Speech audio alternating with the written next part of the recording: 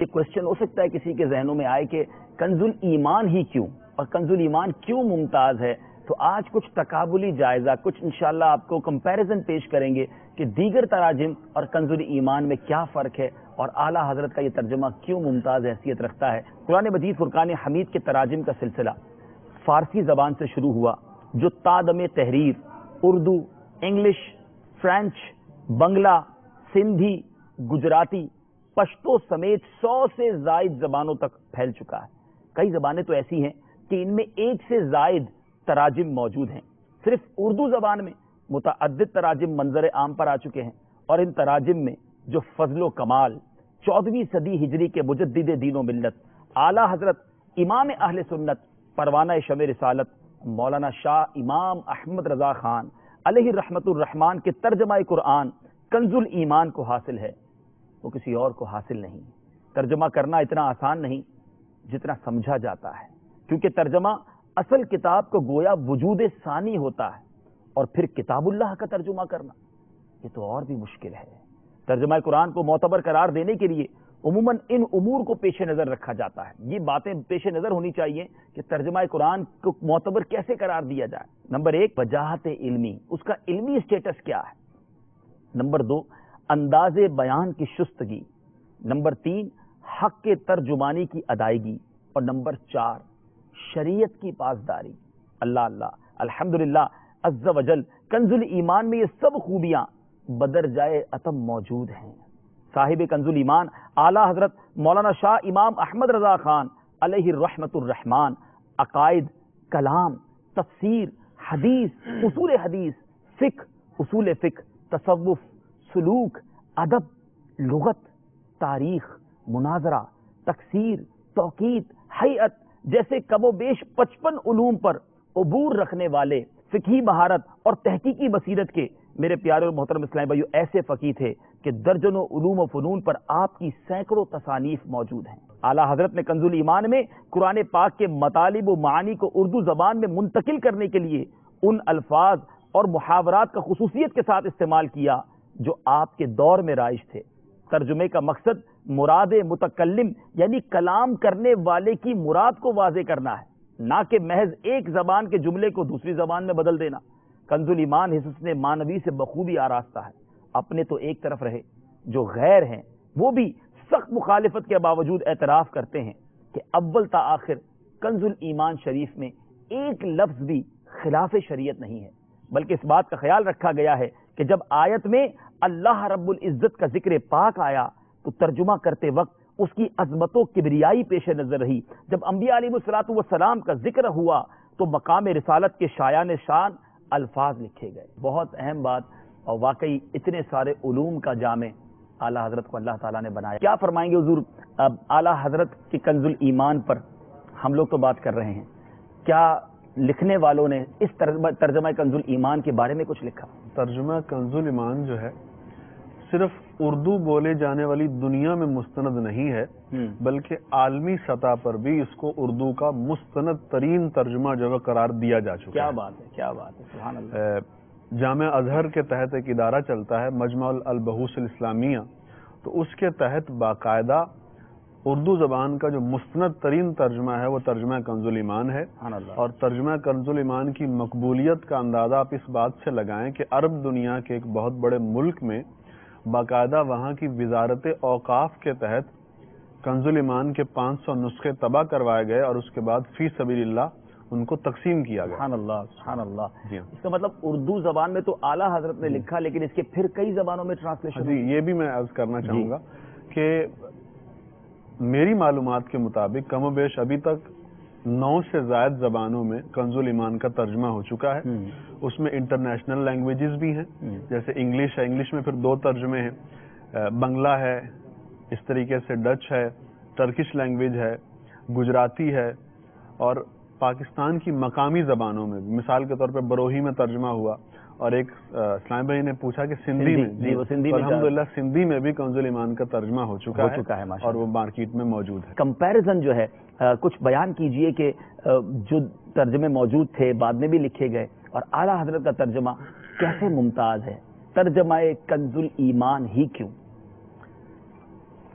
Actually, we will give a comparison of one ayat, and if the time allows, then we can give comparison of other ayat as well. The first one is Surah Ad-Duha. That is the 93rd Surah of Quran Kareem, the ayat number 7. MashaAllah. وَوَجَدَكَ ضَالًّا فَهَدَى. We will give some of the translation, and then at the end the translation of Ala Hazrat, and then we will explain. What is the difference? What's the difference? Okay, one translation says, did he not find you wandering and guide you? That's the one translation. Wandering is like doubting. When you are in the state of doubt, you're not sure which side to go. That's a wandering. Then another translator translates, and he found the wondering, mean doubting, and he gave the guidance. Again, wondering is used. In another translation. Another translation. Okay. And then actually we are not quoting the translator name. We just, हम बता रहे हैं कि क्या क्या गलतियां हुई. हम ट्रांसलेटर का नाम आपको नहीं देंगे, लेकिन आप देखें कि दीगर तराजिम और आला हजरत के तर्जमे में क्या. And one translator says, and found thee lost on the way and guided thee. Thee is olden English, means you. Okay, so he found you lost, Allah, Allah, Allah, and then he guided you. And then another translation says, and he found thee wandering, so he guided thee. Similar, lost, kum. Allah. And another translator says, and found thee groping, so he showed the way. Same, groping is also like one who has lost his way, misguided. And it is, यहाँ बात हो रही है रसूल अकरम सल्लल्लाहु अलैहि वसल्लम. Yes, we're talking about Rasulullah. Allah. Another translation says, did he not find thee wandering and direct thee? Same, wandering. The person is lost, he don't know which side to go, misguided. Allah. As in Urdu we say gumrah. Allah. That's wandering. And another translation says, and saw you unaware of the way, so showed you straight way. Nauzubillah. Unaware of the way, he didn't know. Yes. Allah, Allah, Allah. And then at the end we will give you the translation of Ala Hazrat radiyallahu ta'ala. Ala Hazrat radiyallahu ta'ala translates, and he, means Allah subhanahu wa ta'ala, and he found you drowned in his love, therefore gave way unto him. Subhanallah, Subhanallah, Subhanallah. Okay. Now, after understanding, now let's analyze the difference. The translators, all these translators that we have discussed, have translated the word dal in such a way that it affected directly the personality and the prestige of the Prophet sallallahu alaihi wasallam. Whereas there is a consensus that Rasulullah sallallahu alaihi wasallam is sinless prior to the declaration of prophethood and after the declaration, whether it is before or after. एक आयत का तर्जुमा ऐसा लगता है कि जो हमारी अकीदे की बुनियाद है उसी को गिरा देता है. Yes. Allah. If that kind of Nabi you have, then where is the perfection? Astaghfirullah, astaghfirullah. How can he be a model? Allah.